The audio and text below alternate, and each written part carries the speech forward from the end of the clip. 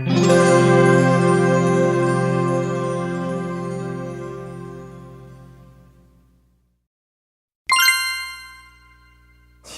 la question de savoir de quoi l'on est propriétaire lorsqu'on achète un bien immobilier au Maroc, il faut tout d'abord avoir en tête qu'il n'existe pas un et plusieurs régimes fonciers qui coexistent sur le territoire marocain. Il existe des immeubles non immatriculés qui n'ont pas de titre foncier, qui ne font pas l'objet de publicité foncière.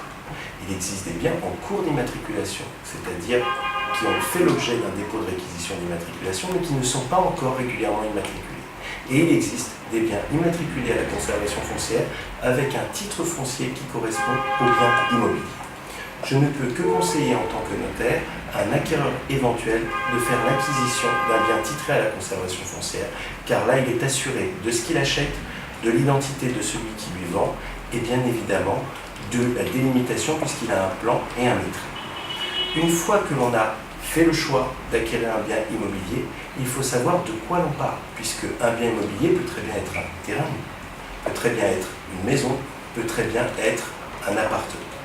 Si l'on achète un terrain nu afin d'édifier des constructions, il faut savoir qu'on est tout à fait en droit de le faire, si bien évidemment la zone est constructible. Mais si la zone est constructible, il faut s'assurer que l'on obtient un permis de construire régulier qui permet de faire des constructions conformes à ce qui est autorisé.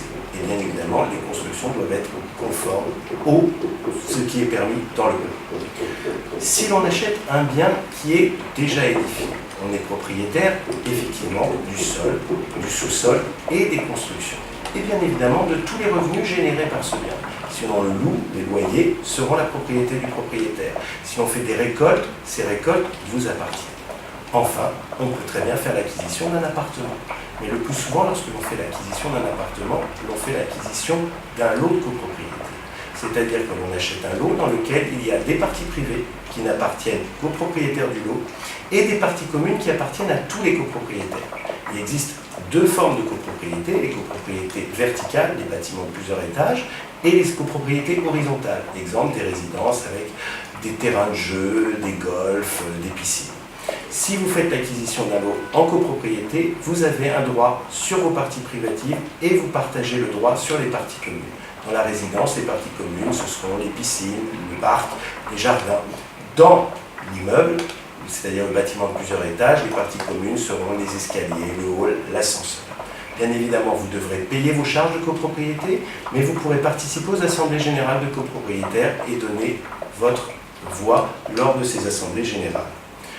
En cas de démembrement de la propriété, c'est-à-dire que la personne n'est pas pleinement propriétaire, elle n'a pas tous les attributs du propriétaire, à savoir l'usage, la jouissance et la disposition, l'usufruitier, lui, n'a que le droit d'usage et de jouissance, c'est-à-dire le droit de vivre dans les murs, mais aussi d'en percevoir les loyers s'il souhaite louer le bien. Dans ces cas-là, vous avez des droits qui sont limités par l'usufruit et par la nue propriété. Et vous ne pouvez pas dépasser ces droits. Je ne peux qu'inviter les gens qui souhaitent faire l'acquisition d'un bien immobilier à s'assurer de toutes ces informations en avant, de vérifier et de faire l'examen minutieux de l'endroit qu'ils vont acheter et, si le bien est titré, de s'assurer au terme de l'opération qu'ils ont un certificat de propriété à l'œuvre.